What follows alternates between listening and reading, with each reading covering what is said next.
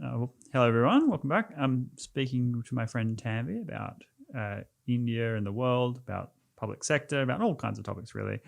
Uh, my next question is India a country?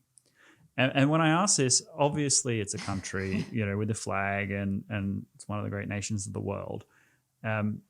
But is India, with its 1.3 billion people, all these different cultural norms, different areas of India, different histories of different kingdoms and so on from the Indus Valley, is India a unified country in that sense?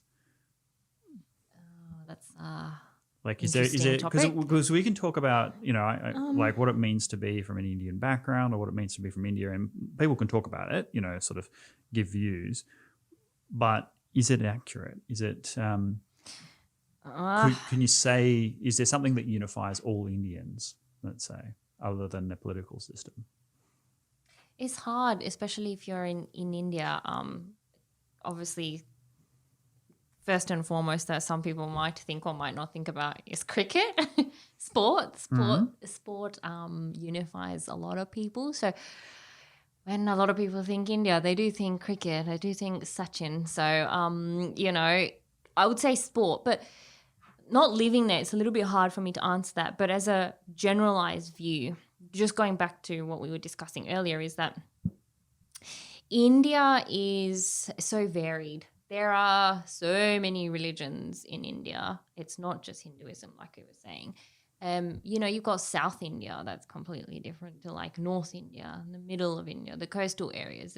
They're all so different. So they've all got their own pockets of different things that signifies, what they are. So unity, I think you're looking at more things like, sport, Bollywood. It's those things that people don't really, you can't really segregate those much, right? I could argue Bollywood also has its own different, you've got your own versions of Hollywood in the South as well. So, sport, cricket. I'm trying to think what else, because food as well is, the food you get in the South is different to the food you get in the North, so that's different. And each religion obviously practices their own thing, and you might have 3 religions in the one area, or you might have one area that's just got one religion over the other. So it's very difficult to answer that. I see where you're going with it because it is quite varied. I'm not quite sure what else would unify them, to be honest. Their love of sport, their love of cricket, their love of their different festivities, like cultural festivities. If I've asked you previously about what the West gets wrong with India. Yep. From your kind of personal experience, Yep. What's the thing that India gets most wrong about the West? India gets the most wrong about the West. Oh gosh, you've put me on the spot now. What does India get wrong about the West? I'm not sure if I'd say India or just Indians in general. Possibly people thinking that it's an easy life here.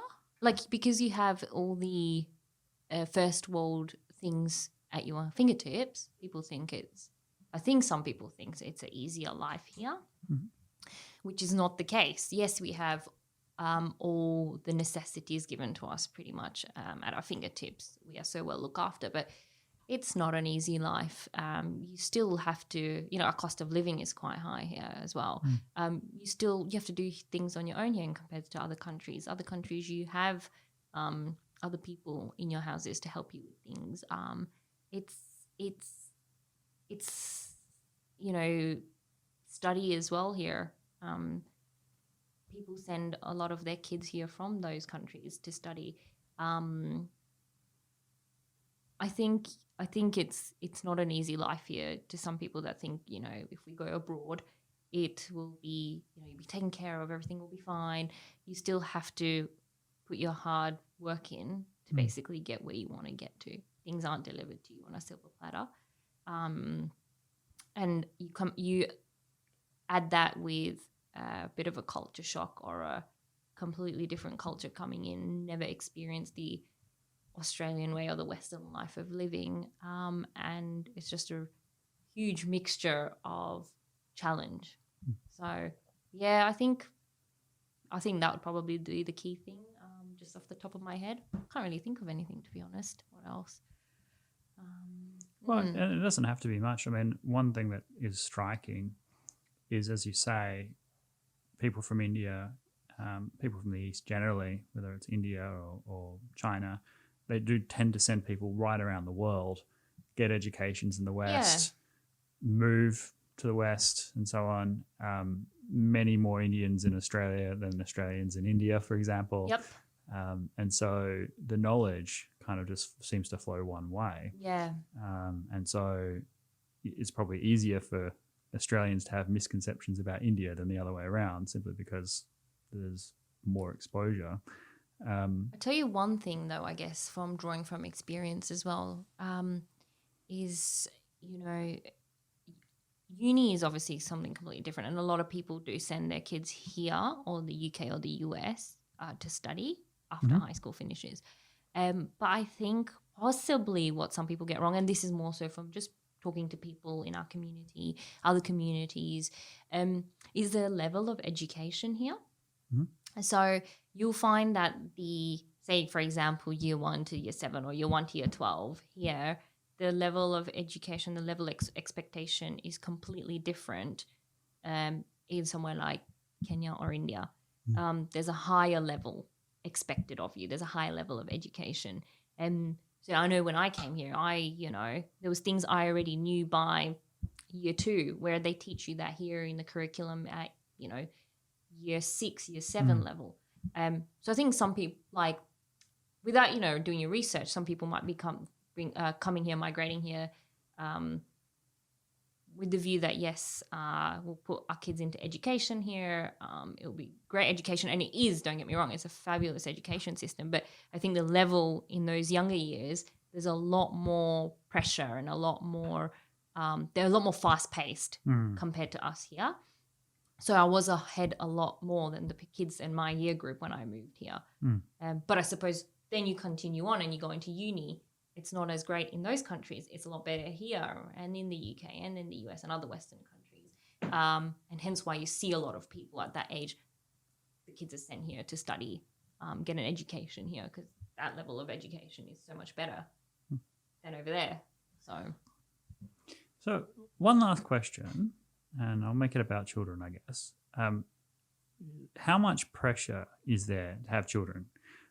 Because, I mean, like, would it be normal to say in an Indian kind of marriage or to family and so on, oh, no, we're happy as we are, we don't want kids? Like, what would that be? It's so varied now. It's so varied. It is, and I've got experiences from people around me, families around me, friends around me. We've got people younger than us that have already got kids or are about to have kids, and that's not a pressure thing. That's just what they want to do. Got people that are older than me, married or non-married together, don't want to have kids. That's okay. Then you have that big batch in the middle where majority of the people lie, and it's sometimes just a topic of conversation. It's just a way to have a bit of fun with the people you're around, and when you got married now, when you're having kids, sort of like, what's the next thing? So I think there is still a bit of that, and it's just purely a bit of banter with most people. In terms of seriousness, I think some people still have that pressure. More so in other countries, I think it's, sort of stage gate type of thing. Okay, well, now you're married, where's the kids? We want our grandkids type of thing. So the way I'd ask this question, because you're only recently married, so of course it's, by the by for you personally, yes. Right? But if you were to tell your family, yes, I don't want children, we're going to be happy as we are forever, what would be the reaction? I think they would accept it, but I think it would be an acceptance with obviously they'd be disappointed. You know, who doesn't want to play with their grandkids? Who doesn't want to have the lineage grow? So there would obviously be disappointment. But like I say, there's so much more progression now, and you're leading your own lives. So if that's what you want, that's what you want. But they're obviously going to be disappointed if that's what we say. And it's probably true for everyone. And because so many, like each generation has, you know, had kids, and they've had kids, and then it's just sort of that's what you do. But nowadays things are changing. Some people don't want kids; they want to further their careers. They want to be traveling all the time, or you know, kids are not their thing, and it's becoming acceptable. But obviously, naturally, it's a natural instinct, right? Like a lot of parents are going to want to have grandkids. So one last question, because I think this is a great way to finish. I think we've done really well. So thank you very much for coming on the show. Okay.